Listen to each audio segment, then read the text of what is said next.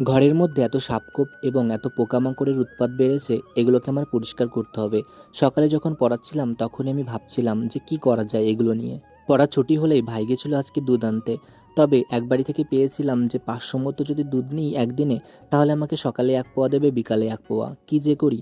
যাই হোক, 1 পোয়া দুধ নিয়ে এসে ভাই একটু দুধটাকে গরম করে রাখছে, আর আমি চলে আসলাম ঘরে। ঘরের তো পরিষ্কার করতে হবে, অনেক দিন ধরে বৃষ্টিপাত হচ্ছে, ঘর পরিষ্কার করতেই পারছি না। সবার প্রথমে ভাবলাম এই কাগজগুলোকেই তুলে ফেলবো, কারণ এখান দিয়ে সাপ শুধু উঁকি মারে। সেহেতু সবার প্রথম এগুলোকেই পরিষ্কার করছি, আরও বাকি অনেক কিছু করতে হবে, এক এক করে তো করব। তারপর ভাবলাম যে এগুলোকে ফেলে দেব। তখন মাথায় এলো, কেন এগুলোকে না ফেলে যদি এগুলো জ্বালানি হিসেবে ব্যবহার করি তাহলে বেশ ভালো হবে। সেহেতু আমি এগুলোকে ফেলবো না, রান্নাঘরে রেখে দিই, জাল দিতে পারবো। দেখো, এই পেপারগুলো একদম টিনের সাথে লাগছে না, একদম খসে খসে পড়ছে।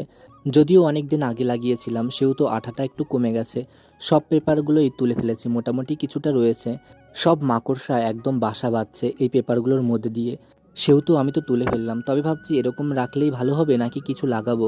যাই হোক, যা করব করব, আপাতত তো তুলে ফেললেই ঘরটাকে আগে পরিষ্কার করি। আর আজ যেহেতু বৃষ্টি পড়ছে না, আজ ভালোই হবে। তবে এরই মধ্যে দেখি ভাই দুধ গরম করে নিয়ে চলে এসেছে। বলছে, দাদা এগুলো দিয়েই কিছু খেয়ে নিই। আর ঘরে কিছু পরিমাণে কেলক্স ছিল। ভাই অনেক দিন ধরেই খেতে চাচ্ছিল, তবে সকালবেলার দিকে যেহেতু দুধ পাই না, তাই ওকে দিতে পারছিলাম না। ভাই তো বলছিল বেশ ভালো লাগে। তারপর আমি বললাম, আমাকে একটু দে, যদি ভালো লাগে তাহলে খাবো, নাহলে খাবো না। খেয়ে দেখলাম যে মোটামুটি লাগছে, আর আমি ভাইয়ের কাছ থেকেই খাচ্ছিলাম। তারপর খেয়ে দিয়ে ভাবছি যে এখন কি করা যায়। এখন কাজ করতে ভেস্তে পড়লে রান্না তো করা হবে না, সেহেতু ভাত কটা চাপিয়ে দিই আর ভাইকে দেখতে বলবো, আর তার মধ্যে আমি কাজও করতে থাকবো। তাই আলু সিদ্ধ ভাত চাপিয়ে দিয়ে চলে এলাম এই ঘরে। সবার প্রথমে ঘর যেহেতু পেপারগুলো তুলেছি, একদম বিছনা চাদরটা অপরিষ্কার হয়ে গেছে, সেহেতু তুলে রাখলাম। তারপর একটা বালতি নিয়ে চললাম পাশের বাড়িতে। আজ যেহেতু সোমবার, আজকে বোধহয় গোবর দেবে। আমি তো জানি না যে মঙ্গলবার আবার কী বারের দিন যেন গোবর দেয় না। সেহেতু আমি গোবর নিয়ে আসলাম, আর আকাশে দেখি মেঘ করে গেছে।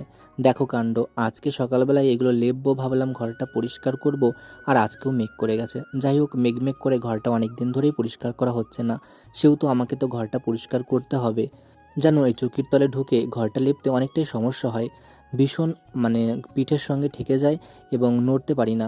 যাই হোক, অনেক দিন ধরে করা হয় না, করতে তো হবে। তবে ঘর যখন লেপছিলাম তখন দেখতে পারলাম যে ছোট ছোট অনেক গর্ত হয়ে গেছে ঘরের মধ্যে।